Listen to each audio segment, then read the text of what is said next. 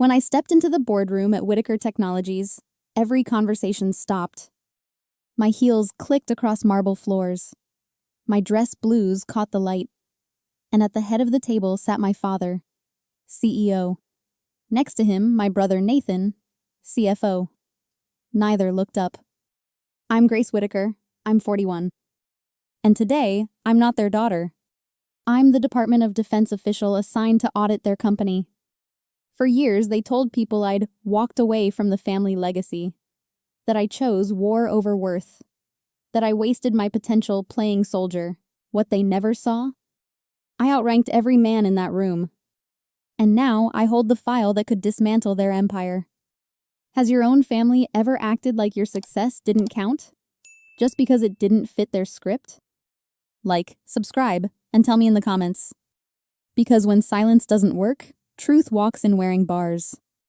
The last time I truly sat at a table with my family, I was 24, fresh out of West Point, top of my class, glowing with purpose. I'd just accepted my first assignment in Army Cyber Command, ready to serve something bigger than profit margins. I'm not taking the internship at Whitaker Technologies, I said, voice steady but hopeful. I'm going active duty. My father looked up from his wine, slow and cold. You're turning your back on your legacy? I tried to explain. About duty, about meaning. He sipped his wine. Grace, people like us don't need to wear uniforms to protect anything. We lead, we build. Nathan chuckled, twirling a silver fork. If you want to play soldier, go ahead. Just don't come crying when the dorm has no air conditioning. That was the beginning of the silence. Years passed. I rose through the ranks. Saved systems most people didn't know were under threat. But to them, I was just still in the army. At Nathan's wedding, I sat at table 17, misnamed on the card, seated with distant cousins and bored plus ones. No one stood when I approached.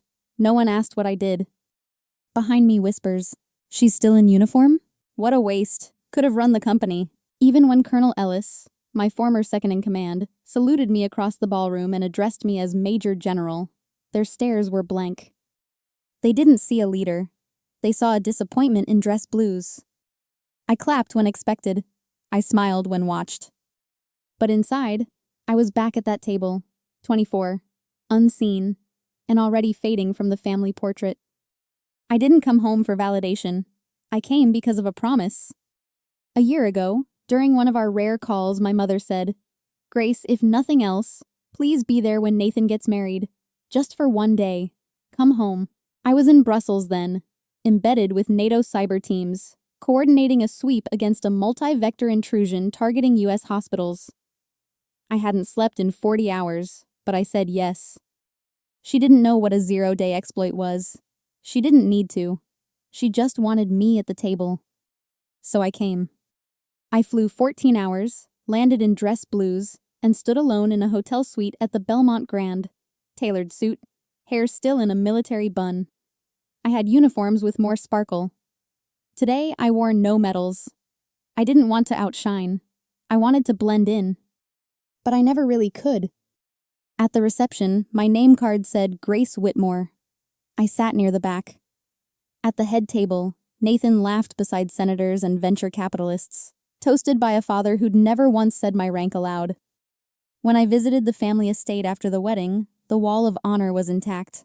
Framed magazine covers, Nathan's MBA, Charles shaking hands with foreign dignitaries. But no trace of me. No medals, no citations, not even the NATO photo I once mailed in a frame. It was as if my career had happened in a vacuum, valuable to the country, invisible to the people who raised me.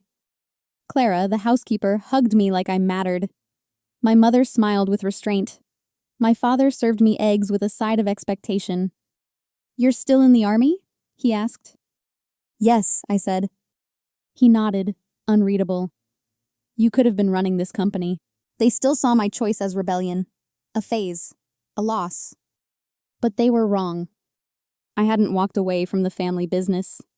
I'd walked towards something they never had the courage to understand. Back at base, I returned to a world that didn't care about wedding favors or champagne toasts. Just systems, threats, silence. Colonel Ellis waited in my office with a manila folder. Project Helios, she said. Preliminary audit. I flipped it open.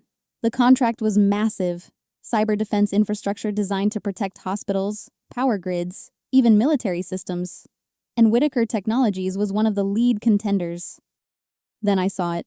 A line item for $47 million marked Auxiliary Research Singapore. No documentation, no paper trail, no results.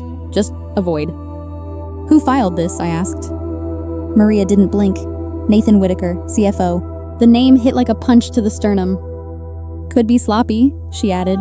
Or someone's cooking the books. Either way, it's ours now. I stared at the numbers, my jaw tight. He'd put the company, our name, on a collision course with the Department of Defense. The same Nathan who once laughed at my uniform now stood behind a firewall of plausible deniability, hidden beneath prestige. I could have flagged it right there, filed the report, let the machine crush him. But I didn't. Not yet. I'm leading the review, I said. Maria raised an eyebrow. They don't know? No, she smirked. This'll be fun. I didn't smile. Because this wasn't revenge. It was accountability. If I moved forward, everything they'd built, every summit handshake, every glossy cover could crumble under scrutiny. But if I stayed silent, I'd become exactly what they thought I was. Invisible, compliant, safe. I looked out the window at the lattice of city lights below. Energy grids, hospitals, lives, all vulnerable if we got this wrong. They'd underestimated me. Again. Soon they'd learn. I wasn't just the soldier they dismissed. I was the firewall between their mistakes and a national catastrophe. The elevator opened on the top floor of Whitaker Technologies. Glass, steel, silence thick with expectation.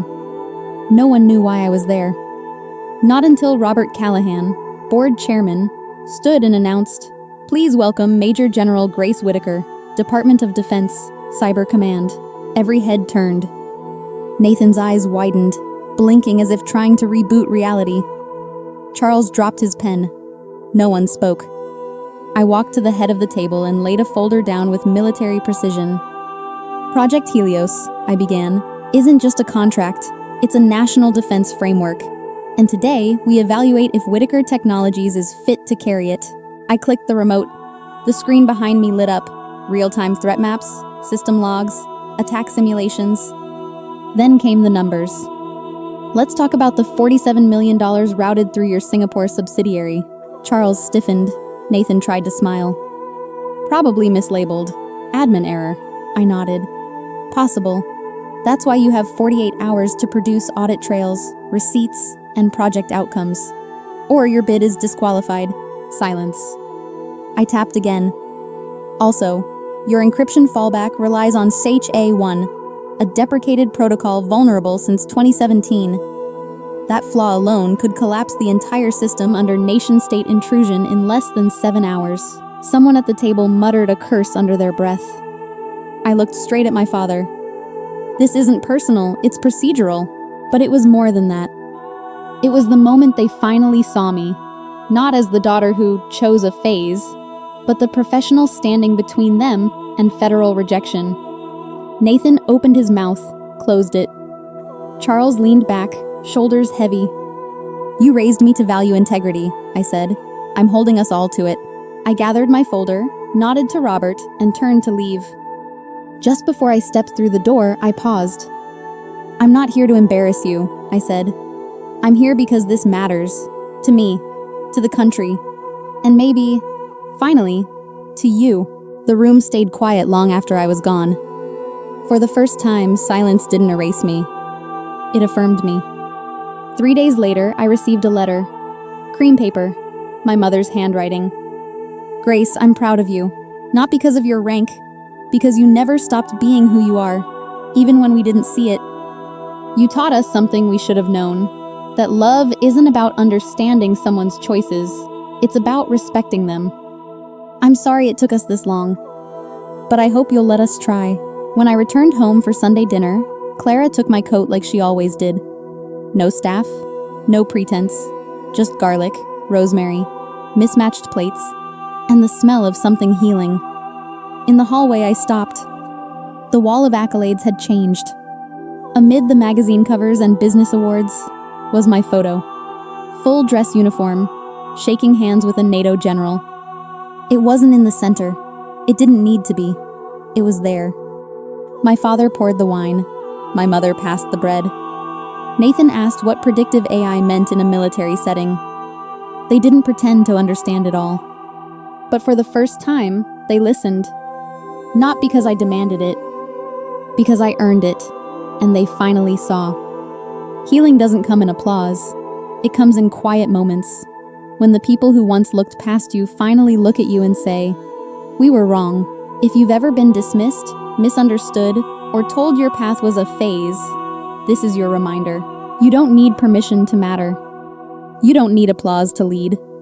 Sometimes the most powerful thing you can do is show up with integrity until the silence can no longer ignore your strength. What would you have done in Grace's place? Has your family ever seen you too late? Tell us in the comments. And if this story moved you, like, subscribe, and share. New stories every day. Quiet victories, loud truth.